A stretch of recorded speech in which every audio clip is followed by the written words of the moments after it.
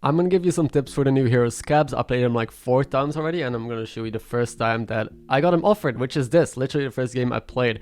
It's also noteworthy that this patch gave a lot of new visuals. As you can see, portraits now have a purple outline, which I really do like a lot.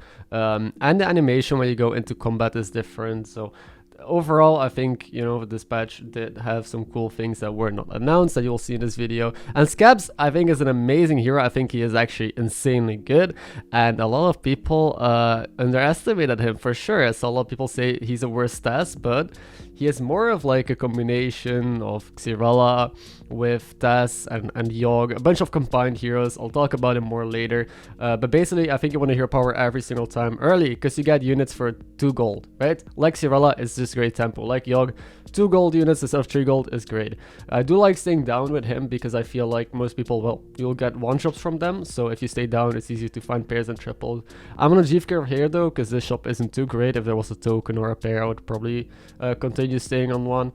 But yeah, this again is the first game I try him out, and there's a lot of ways that you could explore him. Either go for the pair triples with the hero power, which is a little bit less consistent because you don't know who your next opponent is or what you're gonna get. Obviously, you can't predict the future. But you could also just play more tempo-ish and just level aggressively. And I'm gonna do a combination of both. Like, I'm picking pairs here. I'm hero powering every turn, taking strong stuff, and I'll be leveling relatively aggressively. One of the hardest skills I think with this hero is knowing when you shouldn't hero power. I hero powered every single time early because I knew that it was just great tempo. I don't think there's a single reason to not hero power early on, unless your turn doesn't work out. But in the mid-late game, then you might consider not doing it.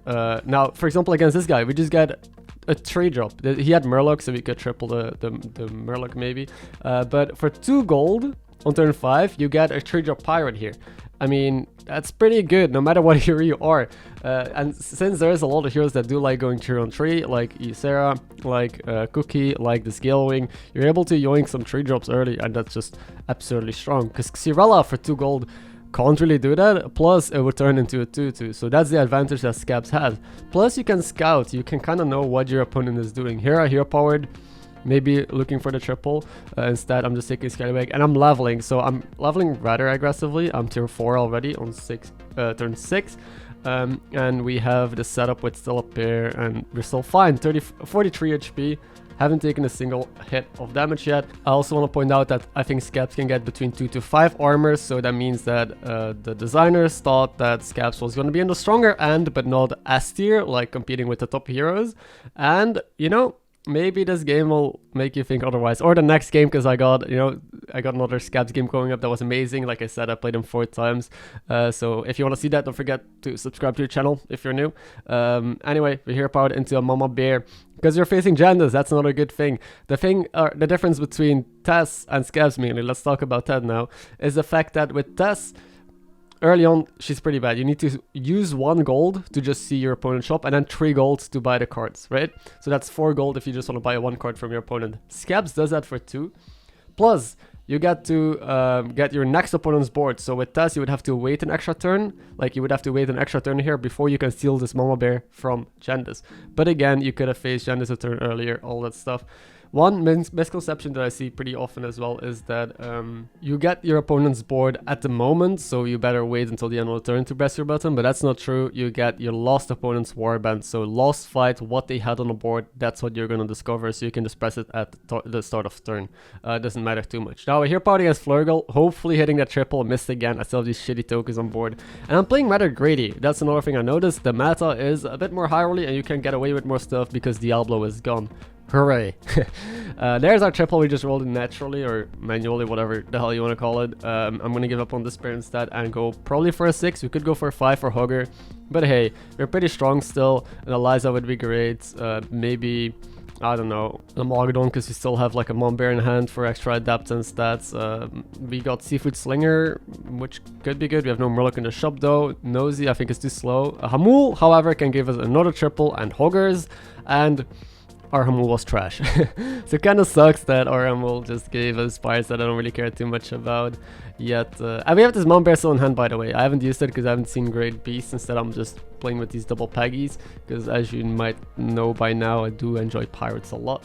But we're tier 5. We can just roll Hogger now. That was not a reason I wanted to level. And we can also just roll Tony. We can find another Mama Bear and then commit onto Pirates. Now we're facing patches in the lobby. That's another reason why it was okay going Pirates. Just like this, it's important to kind of know what who your opponents are, so you know what to lean into. Because if there's multiple people going Pirates, it's obvious that you can also play Pirates pretty well. You know, like this, you can just yoink your opponent's boards. If everyone is going Beasts, just steal their Beasts.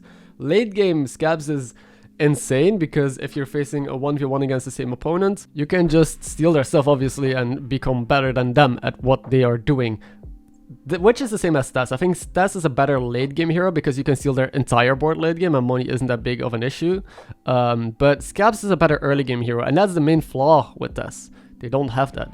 So the fact that you have early tempo, early triples, and still that somewhat late game that that makes this hero really good. So he's just like a good mixture of both worlds, of greed and of tempo and value and scouting possibilities. So much stuff. I think he's a really 5-head hero as well, so you need to really like think outside of the box because you can't of course predict who your opponent is, but you can keep track of what your opponents are doing. So at first you probably have to scout every opponent. On turn 1 you can kind of know what everyone has. If you check their tribe, kind of like guarantee know what they have, and then if you were able to remember, you can then the turns after kind of know what you could hero power into. Of course, it's almost impossible to keep track of like 7 different boards over multiple turns. That's why this hero is so hard.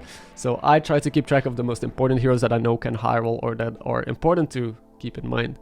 I'll also point out real quick this game, we were able to find a max now, which I took, and reborn because that's, you know, just a pretty good end game instead of the coiler for tempo. The Mount Bear we're just not really using. I think even though we discovered Mama, we didn't find follow-up, so it's better to commit onto the Pirate stuff since we have Tony, and we're able to golden or coin guy.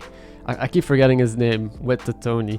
I also have a Baron in hand now, which I could use, I guess, depending on what I find with Selfless, with Scallywag Eliza, with Goldrin. I don't know where this is heading still. We're trying to golden another Peggy here and see what happens, you know.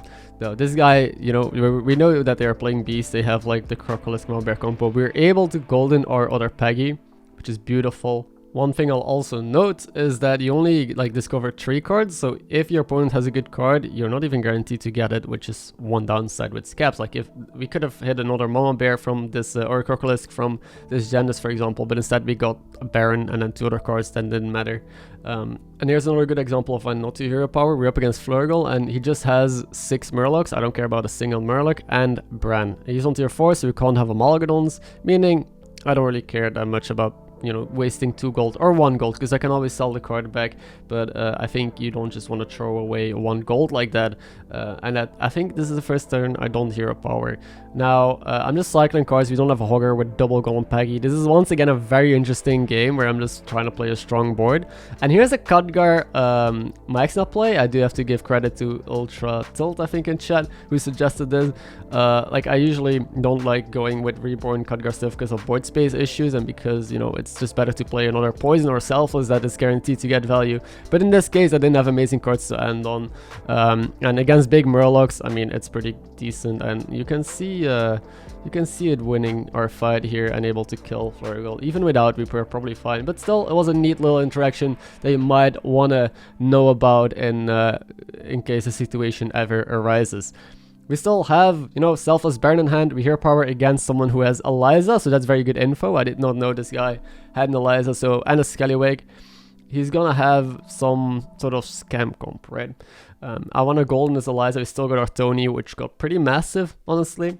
The Khadgar now mostly doesn't get value, so it's better to replace it with, let's say, the Selfless trying to all in and kill this guy. Even though we're on 35, we don't have to all in, but he could be scary. I think with Scabbs, another thing I love is being flexible, because late game, you know, you face the stronger people and they're very likely to have Amalgadons on the board. So if you just have a whatever strong board, late game you can always just pick up a brand, steal their Amalgadons and transition, which happened in a couple of games that I played Scabbs as well. Again, kind of like this, but you get those Amalgadons a turn earlier because you face them, or you get their board a turn earlier than if you would phase them with this. Does any of that make sense? We're able to golden our Slysssa. This guy does have, you know, a pretty scammy board, so that's good to remember. We're able to tie. We don't kill him though. Pretty unfortunate. It is what it is. I did play my Selfless down. The Tony, I guess, is the only thing to come out because every part is gold on my board.